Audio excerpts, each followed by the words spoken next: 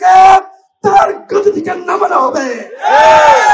আমরা পুরো সেনাবাহিনী এবং পুলিশ বাহিনীকে দোষারোপ করছি না, কিন্তু সাংবাদিক সম্মেলন চলা অবস্থায় যারা আমাদের উপর হামলা করেছে তারা কোনোভাবেই সেনাবাহিনী এবং পুলিশ বাহিনীর সদস্য হতে পারে না। তারা আওয়ামী দর্শক, অন্যথায় নুরুল আকবর সহ আমরা যারা কথা বলছিলাম এই অবস্থায় আমাদের উপর হামলা করার কথা নয়। সুতরাং সেনাপ্রধানকে বলবো, পুলিশ প্রধানকে বলবো, যারা এই ঘটনায় জড়িত তাদেরকে চিহ্নিত করে অবশ্যই তাদের বিরুদ্ধে ব্যবস্থা নিতে হবে, অন্যথায় আপনারা এই দায় এড়াতে পারবেন না। নুরুল আকবর এখনো পর্যন্ত হাসপাতালের বিছানায় কাতরাচ্ছে। গতকাল দেখলাম মধ্যরাতে সরকারের পক্ষ থেকে একটি তদন্ত কমিশন প্রকাশ করা হয়েছে। আমরা সরকারের এই উদ্যোগকে সাধুবাদ জানাই, কিন্তু প্রশ্ন রাখতে চাই, এখনো পর্যন্ত ভিডিও ফুটেজ থাকার পরেও কেন একজন গ্রেফতার হলো না? কেন গ্রেফতার হলো না? তাদেরকে প্রোটেকশন কারা দিচ্ছে? এই স্বরাষ্ট্র উপদেষ্টার অনুমতি ছাড়া, নির্দেশ ছাড়া নুরুল আকবরের উপর হামলা হয় নাই।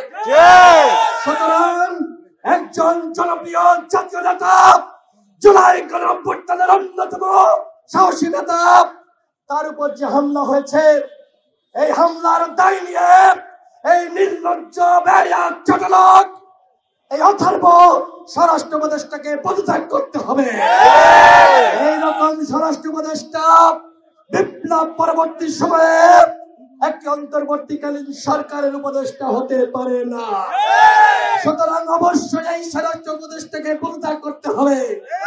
যদি এই স্বরাষ্ট্র উপদেষ্টা পদত্যাগ না করে, এই জাতীয় নেতৃবৃন্দ, ফ্যাসিবাদ বিরোধী শক্তি, আমরা যারা এখানে এই সংহতি সমাবেশে হাজির হয়েছি, সবাইকে সাথে নিয়ে সচিবালয় ঘেরাও করা হবে এবং এই স্বরাষ্ট্র উপদেষ্টাকে তার গতি থেকে নামানো হবে। আমার সর্বশেষ কথা, আওয়ামী লীগ যে অপরাধ করেছে, জাতীয় পার্টি কি একই অপরাধ করে নাই? সাবেক প্রধানমন্ত্রী বেগম খালেদা জিয়া তার বাথরুমে সিসিটিভি ক্যামেরা লাগানোর কথা বলেছিল, সেই মশিউর রহমান রাঙ্গা, ওর পাশে লাল করতে হবে। ও এখন কোথায় আছে? ওকে খুঁজে বের করে ওর পাশে লাল করে দিতে হবে। অন্যথায় বন্ধুরা, আপনারা যারা এই যে গণঅভ্যুত্থানে ফেসবুক লাল করেছিলেন, আপনারা কিন্তু ভালো থাকতে পারবেন না, আমাদেরকে ওরা লাল করে দিবে। ইতিমধ্যে ভারত একটি চক্রান্ত ষড়যন্ত্র শুরু করেছে, আবারও জাতীয় পার্টিকে বিরোধী দল বানাবে। মুখের কথা, ভারত তুমি মানবাধিক রপ্তার পাইছ, এই বাংলাদেশে কে সরকারি দল হবে আর কে বিরোধী দল হবে সেই সিদ্ধান্ত নিবে বাংলাদেশের জনগণ। বাংলাদেশের রাজনীতি নিয়ে ভারতকে আর নাক গলানোর সুযোগ দেওয়া হবে না। বাংলাদেশের রাজনীতি কোথায় যাবে, আমাদের দেশ কোথায় যাবে, সেই সিদ্ধান্ত নিব আমরা যারা এখানে আজকে সমবেত হয়েছি। এই ফ্যাসিবাদ বিরোধী শক্তি আওয়ামী লীগ যে পথে গেছে, জামাকেও সেই পথে দিল্লিতে পাঠাতে হবে।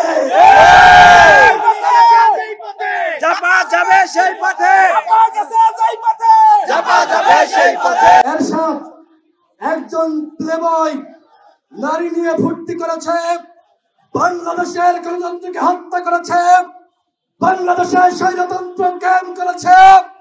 সেই এরশাদের জাতীয় পার্টি বাংলাদেশে কিভাবে 90-এর পরে রাজনীতিতে পুনর্বাসিত হলো, এর দায় রাজনৈতিক দলগুলোকে নিতে হবে। সেই সময়কার নেতৃত্ব ভুল করেছে। 24 পরবর্তী সময়ে আমরা যারা গণঅভ্যুত্থানের প্রেক্ষাপট তৈরি করেছি, নেতৃত্ব দিয়েছি, আমরা জাতীয় পার্টিকে বাংলাদেশে রাজনীতি করতে দিব না, দিব না, দিব না।